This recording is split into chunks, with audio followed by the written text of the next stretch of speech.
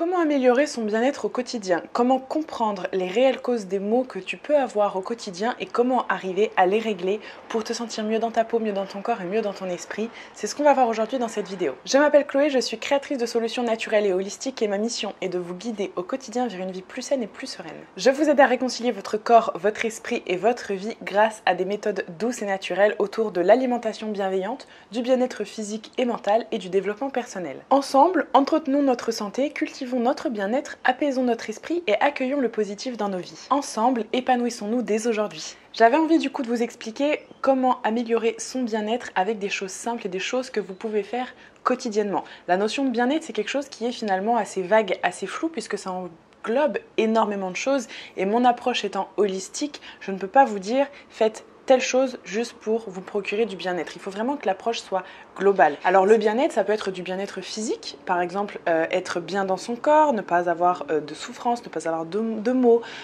accepter son corps également, et ça peut être aussi le bien-être qui est psychologique. Donc le bien-être par rapport à nos émotions, par rapport à nos situations, par rapport à notre entourage, etc. Et aujourd'hui, j'ai envie de vous parler plutôt du bien-être au quotidien et du bien-être en fait auquel on ne fait pas tellement attention et auquel on ne prête pas forcément attention alors qu'en fait il est nécessaire. Si je vous pose la question de aujourd'hui, à quoi votre bien-être est-il lié? Est-ce que vous sauriez vraiment répondre? Est-ce que vous avez un réel bien-être dans votre quotidien aujourd'hui? Ou bien, est-ce qu'il y a des choses auxquelles vous vous êtes habitué alors que ça ne devrait pas être le cas? Est-ce que vous avez par exemple des maux réguliers, peut-être tous les jours, quotidiens, hebdomadaires, auxquels vous êtes habitué alors que c'est des maux, alors que c'est des choses qui vous font souffrir?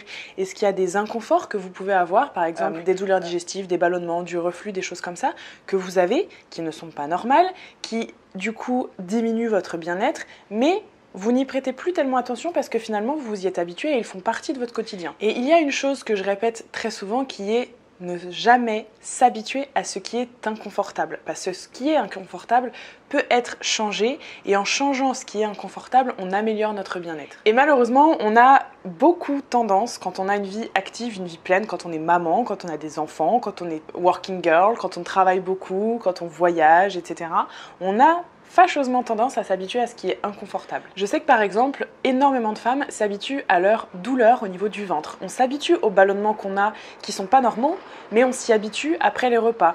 On a beau avoir le ventre gonflé, douloureux, on s'y habitue parce qu'on se dit c'est quotidien, ça va passer, c'est normal. On s'habitue aux douleurs, aux acidités gastriques, on s'habitue au reflux qu'on peut avoir, on s'habitue aux lourdeurs digestives qu'on a après le repas. Parfois même, on peut s'habituer à une douleur qui est toujours présente, par exemple une douleur qu'on a dans l'épaule depuis des mois, et ben on s'y habitue et petit à petit on la laisse s'installer et ça devient un peu notre ami et finalement on fait pas grand chose pour que ça s'améliore. On s'habitue même parfois aux émotions qui sont négatives mais qui sont réellement présentes. On s'habitue parfois à la jalousie, on s'habitue au manque de confiance en soi. On s'habitue même parfois aux migraines qui sont très puissantes. On a beau extrêmement en souffrir, on s'y habitue parce qu'on se dit tout simplement bah moi je suis quelqu'un de sujet aux migraines, mais finalement on fait pas grand chose de réel pour essayer de changer ça. On s'habitue même parfois à un sommeil de mauvaise qualité, au réveil très souvent toutes les nuits, à avoir un sommeil qui est pas très réparateur en se disant simplement qu'on est insomniaque. On s'habitue, quand il y a quelque chose qui va pas dans notre quotidien mais qui est fréquent et qui est quotidien, je le répète bien, on s'y habitue très souvent. Et toutes ces choses-là, à force de s'y habituer,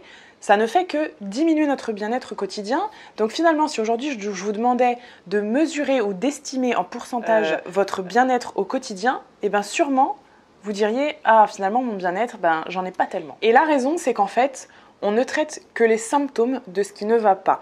Et alors ça, c'est quelque chose qui est très fréquent quand on a des symptômes, quand on a des douleurs, quand on a des choses qui ne vont pas, quand on sent que quelque chose ne va pas, que ce soit émotionnel ou physiologique, que ce soit des douleurs dans l'épaule ou des ballonnements ou du reflux ou un mauvais sommeil, on va tendre à essayer de traiter le symptôme. En fait, on va traiter le message que notre corps nous envoie sans essayer de le comprendre. C'est-à-dire que si vous avez une douleur quelque part, vous allez prendre un antidouleur. Si vous avez des migraines, on va prendre des cachets qui sont assez forts pour essayer de faire passer cette migraine. Si on a des ballonnements, je sais qu'il y en a plein qui vont essayer de prendre du charbon. Si on a par exemple un sommeil qui est de mauvaise qualité, alors sans forcément aller tout de suite vers les somnifères, mais en tout cas on va au moins essayer de prendre des choses qui vont essayer de nous faire dormir. Et parfois même, ça va plus loin, ça va vraiment dans la médication forte, que ce soit pour le sommeil, pour les émotions, ou tout simplement pour d'autres symptômes, des douleurs, etc. On va chez le kiné quand on a des douleurs régulières dans le dos sans forcément comprendre pourquoi on a ces douleurs-là. On prend des sirops par exemple quand on a un mauvais transit ou quand on a mal à la gorge. On essaye de se faire des cures de vitamines quand on a des défenses immunitaires qui sont un petit peu en vrac. On traite à chaque fois les symptômes sans comprendre la cause, sans faire de la réelle prévention. Et c'est ça le problème. On ne peut pas améliorer notre bien-être au quotidien si on ne fait que traiter les symptômes. La réalité, c'est que pour améliorer son bien-être au quotidien de façon simple, saine et surtout pérenne, il faut aller traiter la cause des symptômes et essayer de la comprendre. Voici donc mes 3 conseils pour améliorer votre bien-être au quotidien. La première chose à faire, c'est de comprendre et de chercher la cause. De chercher la cause de votre problème, de chercher la cause de votre inconfort, de votre douleur. Donc quand je dis chercher la cause, ça va plus loin que de se dire tout simplement moi je suis quelqu'un de migraineuse, je fais des migraines. Non, on va essayer de comprendre pourquoi on a ces migraines. On va essayer de comprendre à quoi c'est lié, dans quelle situation on a plus de douleur, dans quelle situation on a des inconforts, dans quelle situation notre bien-être est diminué. On va essayer aussi d'identifier les aliments auxquels on réagit, donc on va aussi devoir faire des tests.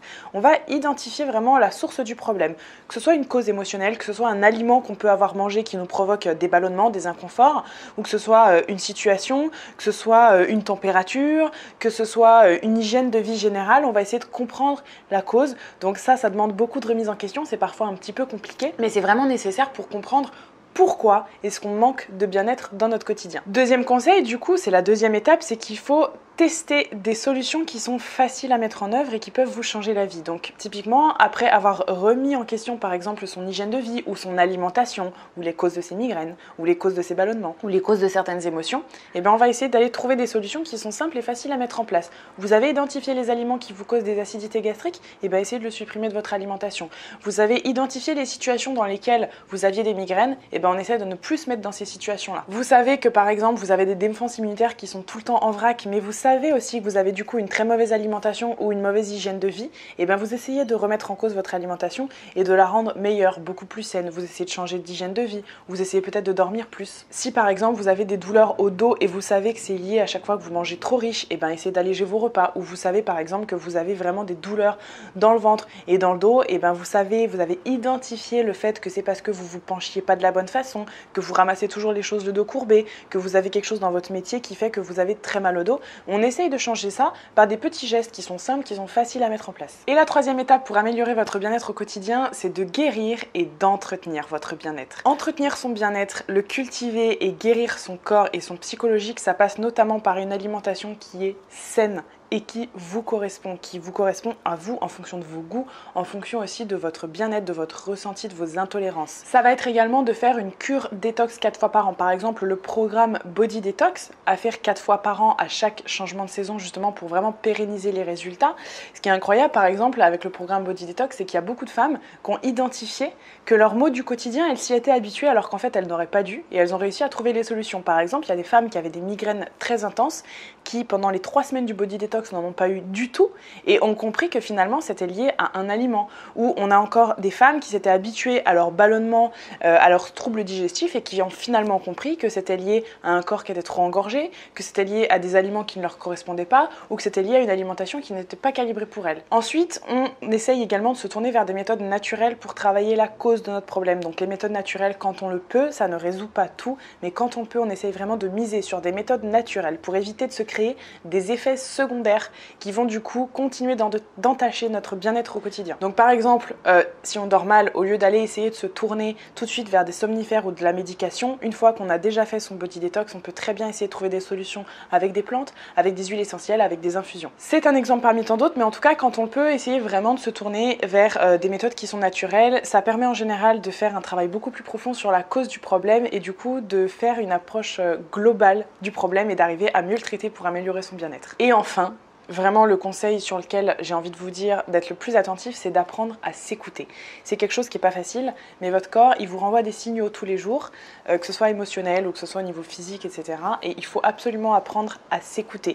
Il ne faut pas vous habituer à ce qui est inconfortable. Apprenez-vous à vous écouter, à faire des pauses, à manger en fonction de ce dont vous avez besoin, d'avoir une hygiène de vie qui correspond à votre corps, à votre esprit, d'avoir un entourage qui vous correspond. Mais vraiment, écoutez vos sensations, écoutez votre ressenti, écoutez vos douleurs, écoutez vos inconforts écoutez-vous au maximum pour arriver à vous construire un bien-être qui ne tienne qu'à vous. Alors bien sûr, le fait d'améliorer son bien-être au quotidien, ça demande un petit peu de remise en question parfois, et ça c'est valable vraiment chez tout le monde, même quand on a l'impression d'avoir déjà une hygiène de vie qui est saine. Donc c'est aussi pour ça que par exemple dans le Body Detox, je dis oui, c'est des choses qui peuvent changer vraiment de vos habitudes alimentaires, c'est des choses qui peuvent vous changer du tout au tout, mais dans tous les cas, faites-le bien comme il faut, prenez le temps de le faire de A à Z, et vous allez voir, vous allez arriver à vous écouter, à vous comprendre et à améliorer votre bien-être. Pour récapituler rapidement comment améliorer son bien-être au quotidien, la première chose, ne traitez jamais les symptômes, essayez de traiter les causes. Donc on va aller comprendre la cause de votre problème, on va aller essayer des situations simples qui peuvent permettre d'améliorer ce problème-là ou de même de le traiter directement, et ensuite on va continuer à entretenir son bien-être avec une bonne hygiène de vie et avec une alimentation adaptée, une activité physique, etc. et en continuant à s'écouter. J'espère que cette vidéo vous aura plu et que ça vous aura permis d'ouvrir les yeux peut-être sur l'inconfort que vous pouvez avoir ou comment améliorer votre bien-être au quotidien. N'hésitez pas à me partager vos impressions et ce que vous faites déjà vous au quotidien pour améliorer votre bien-être et ce sur quoi vous avez ouvert les yeux. J'ai déjà hâte de vous lire et je vous dis à très vite. Ciao!